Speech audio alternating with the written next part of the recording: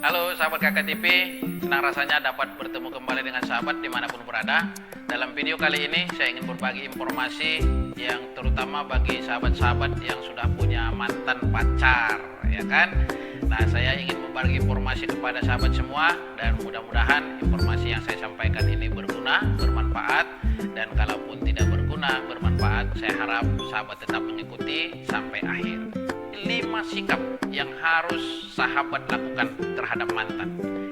Kenapa sih dulu kita bisa bubaran? Nah, kalau itu yang terjadi, wow, hati-hati.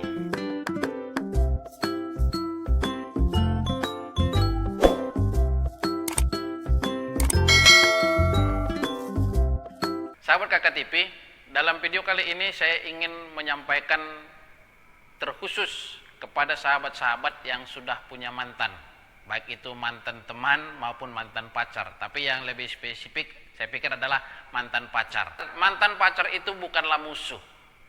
Mantan pacar itu adalah orang yang pernah dekat dengan kita, yang pernah mengerti dengan kita, yang pernah tahu segala sesuatu tentang kelemahan dan kelebihan kita. Terus sikap apa yang lebih pantas, yang lebih pas untuk kita lakukan, untuk kita sampaikan kepada mantan kita? Untuk itulah video ini saya buat, supaya sahabat semua memiliki 5 sikap yang harus sahabat lakukan terhadap mantan. Yang pertama, jadikan mantan sebagai teman. Banyak orang yang mengatakan bahwa itu sulit, dan itu kadang-kadang membawa kita langsung teringat kepada masa lalu. Menjadikan seorang mantan menjadi teman itu adalah pekerjaan yang berat. Ya pasti nggak ada sesuatu yang gampang dalam hidup ini. Dan saya katakan juga bahwa menjadikan mantan menjadi seorang teman, ya boro-boro jadi teman. Yang ada itu saling sindir, saling ejek, ya kan? Saling membuat joke, ya membuat dia merasa malu, kikuk, ya mungkin juga sampai tersinggung. Tapi yang sebaiknya sahabat lakukan adalah jadikan dia menjadi seorang teman baik. Ya tentunya sebagai teman, dan ada batasan-batasan yang harus disepakati. Untuk itulah sikap yang kedua yang harus dilakukan oleh sahabat kepada mantan adalah buat aturan dan batasan. Sampai sejauh mana kalian bisa berbicara, sampai sejauh mana kalian bisa bertemu, sampai hal-hal apa saja yang harus kalian diskusikan. Jangan sampai kebablasan juga. Akhirnya nanti apa? Main hati lagi. Kalau sudah main hati, terus apa yang terjadi? Bisa CLBK lagi. Itu kalau mantannya belum punya pasangan. Terus kalau sudah ada, bisa berabe, ribut lagi. Tambah dong hati yang terluka. Susah kan?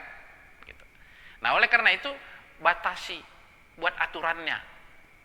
Dan aturannya tentu kalian sendiri yang buat, yang tentukan aturan-aturan apa saja, gitu. Ya, dan harus terbuka satu dengan yang lain. Yang ketiga yang harus kita lakukan adalah hindari bicara tentang masa lalu.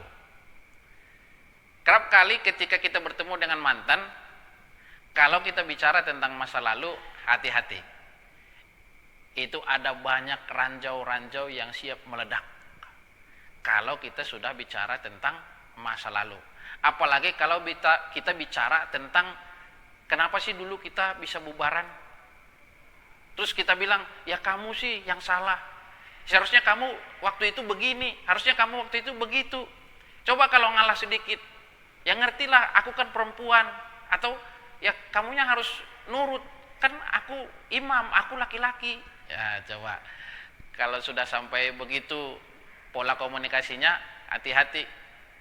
Itu bukan menjurus kepada pertemanan yang baik, tetapi bisa saja itu akan membawa kalian untuk kembali kepada perasaan yang dulu pernah ada. Jadi hindari bicara tentang masa lalu. Yang keempat yang harus sahabat lakukan adalah jujur pada pasangan mantanmu. Kalau mantanmu sudah punya pasangan, yuk ajak dong ketemu, ajak bicara, sampaikan bahwa kalian nggak ada apa-apa lagi. Jangan sampai suatu saat ketika kamu terlihat oleh pasangan mantanmu ngobrol, duduk, atau ada WA SMS atau apalah di antara kalian itu menjadi polemik, itu menjadi sumber masalah. Kan nggak baik kan kalau seperti itu. Ya jadi bangun komunikasi, terbukalah kepada pasangan mantanmu bahwa kalian itu berteman sama seperti teman-teman yang lain. Dengan demikian akan tercipta trust, saling percaya dan saling mengerti, sehingga hubungan baik kalian tidak akan terganggu. Dan yang kelima yang harus sahabat lakukan adalah berkomunikasi seperlunya saja. Ini yang paling penting. Jangan sampai dalam waktu 24 jam komunikasi kalian itu sangat intens. Kalau ternyata komunikasi kalian intens, itu bukan bicara tentang sahabat, tentang teman.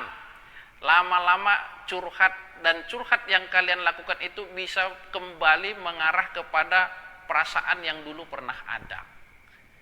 Dan kalau sudah sampai pada titik itu, kamu sudah mulai merasa kehilangan kalau dia enggak nanya kabar. Kamu sudah merasa gelisah ketika WA-nya lama datang, atau ketika satu hari enggak ada telepon sama sekali. Mulai bertanya, ada apa ya? Kenapa ya? Kok bisa ya? Nah, oleh karena itu saya sarankan berkomunikasilah seperlunya saja. Jangan sampai ketergantungan, jangan sampai informasi yang kalian mau kumpulkan itu semuanya bersumber dari mantan. Nah, kalau itu yang terjadi, wow, hati-hati. Nah, oleh karena itu sahabat Kakak TV, 5 sikap ini mari tumbuhkan, kembangkan dalam diri kalian, supaya ketika kamu bertemu dengan mantan, walaupun mantanmu masih jomblo, walaupun mantanmu punya pasangan, kamu tidak akan terganggu, hatimu akan tetap nyaman, dan kamu tidak merasa gelisah, merasa cemas, merasa tersaingi, dan lain sebagainya. Tapi kamu akan tetap bisa nyaman menjalani hidupmu dan beraktivitas, dan buat hidupmu lebih bergairah, lebih maksimal daripada waktu kamu bersama dengan sang mantan. Saya pikir cara itu akan membuat sang mantan merasa menyesal, dan dia merasa rugi, dan dia merasa bersedih ketika dia lihat hidupmu lebih baik hari ini daripada hari yang kemarin. Lakukan, dan percayalah hidupmu akan menjadi lebih asik dari hari-hari yang lalu. Demikian.